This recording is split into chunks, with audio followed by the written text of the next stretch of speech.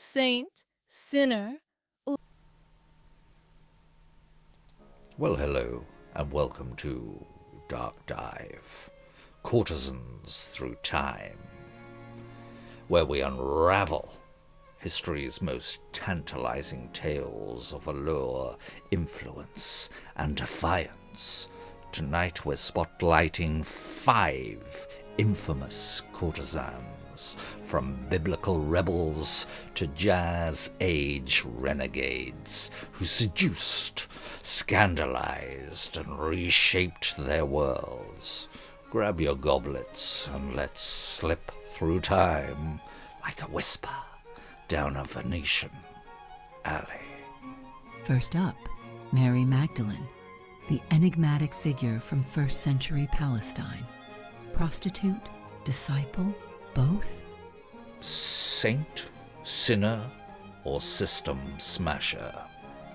Her name barely echoes in the Gospels, yet the Church branded her a harlot with the subtlety of a tax collector's ledger. Luke 8:2 mentions her 7 demons being cast out, and by 591 Pope Gregory I declared her the sinful one, a convenient tale. She's got more layers than a philosopher's paradox. From streetwalker to saint, that's a leap. They call me sinner, but I walked with truth. Your scrolls just forgot my steps. No direct quotes exist beyond her brief Rabboni in John 20:16. Mary was the first to see the risen Jesus, John 20:11-18, earning her the title Apostle to the Apostles in early Christianity, until the Church recast her as a penitent prostitute, a claim unsupported by Scripture.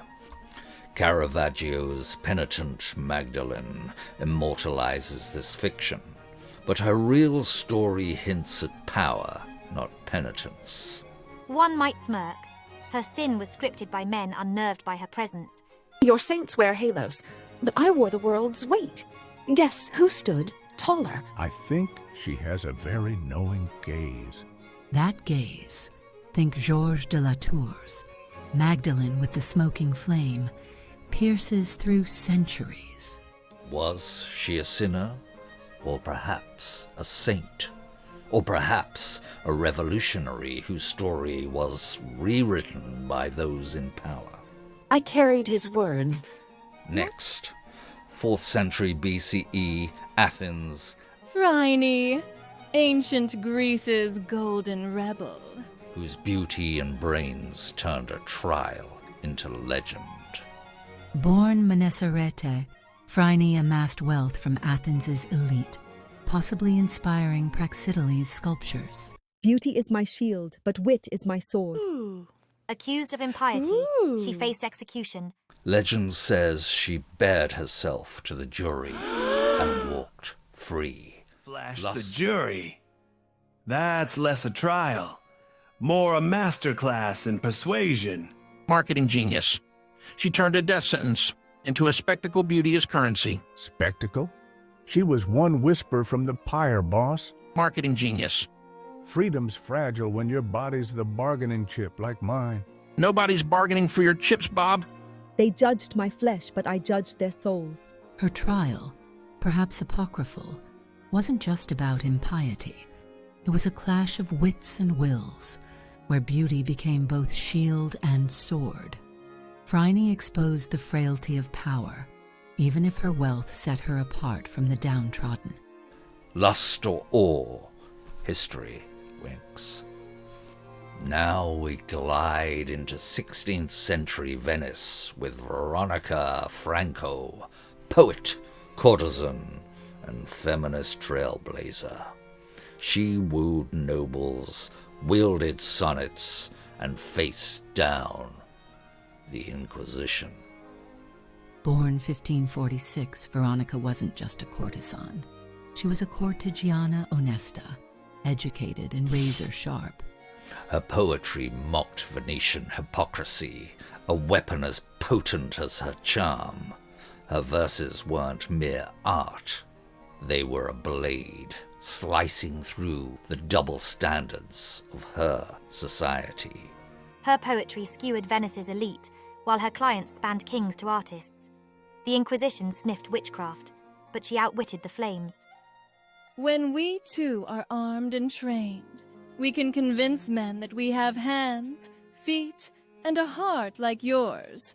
And although we may be delicate and soft, some men who are delicate are also strong, and others, coarse and harsh, are cowards. Women have not yet realized this, for if they should decide to do so, they would be able to fight you until death. And to prove that I speak the truth amongst so many women, I will be the first to act, setting an example for them to follow. Witch? She was casting spells with stanzas. Your reward will be not just to fly, but to soar, so high that your joys vastly exceed your desires.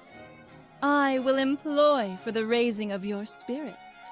Then you, who so fervently burned, will at last rest, fully content, fallen even more deeply in love, spent at my comfortable bosom. Burn me. I'll rhyme your ashes into oblivion. I think she has a very knowing gaze. That's branding. Poetry and prestige, she was the Renaissance's luxury label. A proto-feminist, she fused intellect and sensuality to challenge power. Madame du Barry, Versailles, last laugh. Now 18th century France and Madame du Barry, who rose from Paris's brothels to King Louis's bed, until the Revolution rewrote her finale. Born 1743, charmed her way to Versailles, dazzling Louis XV and enraging nobles. In 1793, the guillotine silenced her pleas. Did she mock the system or prop it up? One more moment, Mr. Executioner, I beg you. From palace to scaffold. That has a plot twist. Even Voltaire couldn't script. Upward mobility. Brothel to royalty, she's the ultimate self-made star. Star? She was a pawn, boss. I beg, one more moment. Not a second more, Bob. Get out. They envied my rise, but cheered my fall. Such is the court of fate. Du Barry's ascent flipped class norms, but her royal leash made her a revolutionary target. History, bittersweet. A glittering reminder that power's favor is fleeting. Lulu White, Jazz Age Queen. Finally, the 1900s, New Orleans, and Lulu White, Storyville's madam, who ruled with diamonds and defiance until Prohibition dimmed her lights. Born circa 1868, Lulu, a mixed-race entrepreneur, built Mahogany Hall into a jazz-fueled empire. Honey, my bar's open. Jim Crow can wait outside. In Storyville's glow, Lulu defied race and class, crafting a haven for art and rebellion. Her empire was a middle finger to oppression. She sidestepped Jim Crow, served the elite, and crashed when Storyville closed in 1917. Business acumen. Brothel, jazz flair, she was Storyville's mogul. Mogul? She fought cops and color lines, boss. Her shine faded when the system struck back. Have you finished cleaning the John, Bob? They shut my doors, but my echo still swings. My kind of rebel? They fought church, nobles, racists. Same as us. Fair pay. Dignity. No overlord stacking the deck. Their voices linger.